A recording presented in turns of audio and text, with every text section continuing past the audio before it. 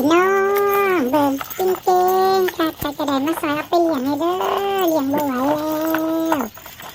แล้วโอ้ยิ่งโตใหญ่ยิ่งกินหลายกินค่ะกินแน่